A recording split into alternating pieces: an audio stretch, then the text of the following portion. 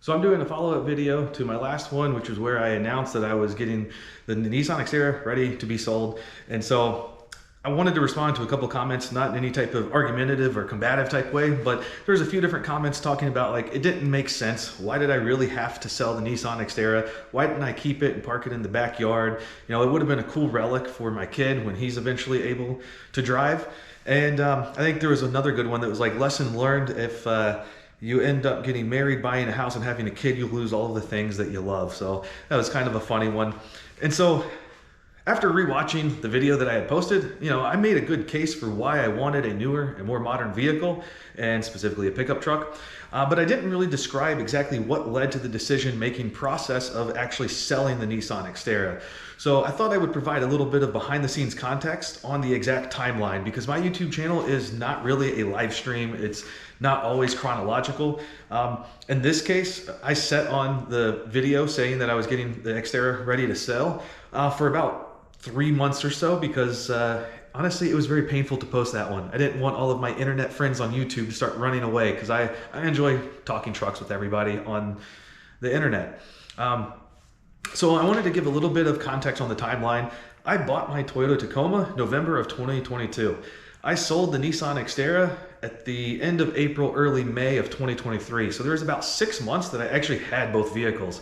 Now, when my wife and I were deciding whether to spend $40K on a pickup truck, you know, we talked about, do I need to sell the Xterra? Do I not? And we decided we weren't going to sell the Xterra. You know, this was my last relic of bachelorhood. You know, I was very adamant, like, I'm keeping this, like, I don't want to get rid of it, I'm keeping it.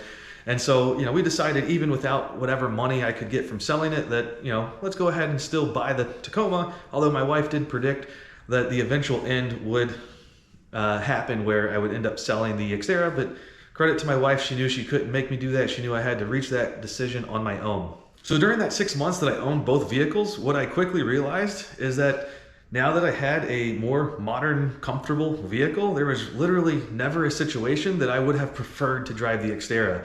Just once you get used to some creature comforts and, you know, good, nice, cold AC, less road noise, things like that, you know, you just enjoy that better. The only real benefit that the Xterra has is that it's really, really good off-road and big rocks and things like that. But I don't really do that kind of off-roading anymore. I only go to Uari maybe 2, maybe 3 times a year, if that. And although in the past I have enjoyed doing some more technical trails where you're really having to take precise lines and go through rocks and things, I don't really enjoy that as much anymore. I prefer to be on more mild trails where I'm actually just moving and enjoying the scenery, as opposed to going like inch by inch over very technical rock formations and things like that. You know, I just don't find that enjoyable anymore, especially with a more expensive vehicle, you know, more risk of body damage and things like that. So that is one benefit of an older vehicle. You ding it up on a rock, you don't really care that much. But since I'm not really doing that kind of off-roading, you know, it mostly just sat in the garage. Now, every once in a while, I would force myself, like, if I'm keeping this vehicle, damn it, I am going to use it. And so on the weekends, I'd be like, all right, I'm taking it out because I'm going to the grocery store to go pick up some groceries or whatever. Problem is that the Xterra sat in my 2-car garage on a battery tender like 99% of the time. So I'd have the Xterra on one side of the garage, my wife's car on the other side of the garage, the Tacoma parked behind the Xterra. So if I need to get the Xterra out, then I got to move my Tacoma over, play this musical Cars game, get the Xterra out, then move the Tacoma back over so my wife's not blocked in. And it was just kind of a hassle. It was enough of an inconvenience where it was like, nah, I'll just drive the Tacoma. I'm not going through all of that to get the vehicle out. You know, I live in a suburban 1/4-acre lot. I don't have a big backyard. I can't just park it under a shade tree in the backyard and just keep it and store it there. So that's not really an option for me. You know, the other thing too is, yeah, it would have been an awesome relic for my kid when he's old enough to drive. But that's another 15 years. I'm not trying to keep this thing just in storage for 15 years. I'm just thinking about all the different things that are going to end up dry rotting or leaking, or things that are going to have to be fixed at some point, even without usage.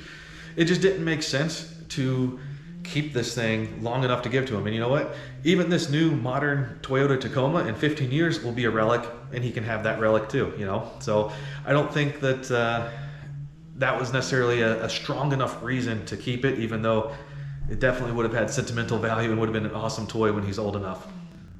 So like I said, for those 6 months, the Xterra literally sat in the garage collecting dust. You know, part of it also was like, to me, I felt like it was a disservice to the legacy of my Nissan Xterra to just have it sitting there, not stretching its legs, not getting it used for what it was actually like designed and built up to do. So I honestly preferred to sell it to someone that was going to use it as opposed to just sitting in my garage, you know, collecting dust. And one other thing that I'll also mention too is that just from a financial standpoint, like, you know, this Xterra has already been sold and I got $4,000 from it. My Tacoma was like $40,000. It's a much more expensive vehicle. Given the financial situation, like, I knew I could buy the truck, but I also didn't feel good about buying such an expensive vehicle and then turning around and wanting to spend another few $1,000s on top of it for tires, lift kit, or modifying it. So part of me, as I saw the Xterra sit in the garage, you know, day after day and week after week and month after month, and I just thought, you know, yeah, I'm never going to get the money that I dumped into it over the last 10 years, but having a 4K sitting here that I could immediately put into tires and lift kit in the Tacoma, then I'm going to get that benefit of, you know, those modifications on the Tacoma. I'm going to get that every day as I drive it back and forth from work, as I drive it on the weekends, and being able to like go on family adventures on the beach and everything like that.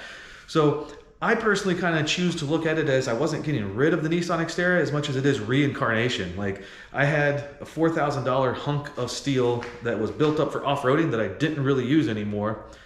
And I turned that into money that I could then put into the Tacoma that would actually get usage. So I hope that explains a little bit more of the context behind why I ultimately decided not just to get a new vehicle, but to sell the Nissan Xterra.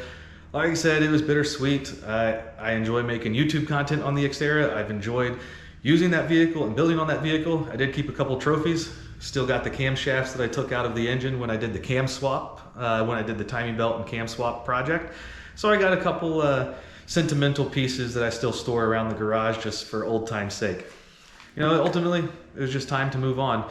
And although it was bittersweet and a little bit painful to announce that on the internet, you know, the Xterra is gone, it's sold, it's no longer in my custody. But it's been nice because then my garage has been filled with tires and lift kits and all sorts of stuff for the Tacoma. So we'll do some video content on that build process later. And maybe as one final wrap-up video, I'll go, for old time's sake, read through my build thread on Club Xterra and show some aged pictures on how it's progressed over the last decade to finally officially close out the chapter of my Nissan Xterra.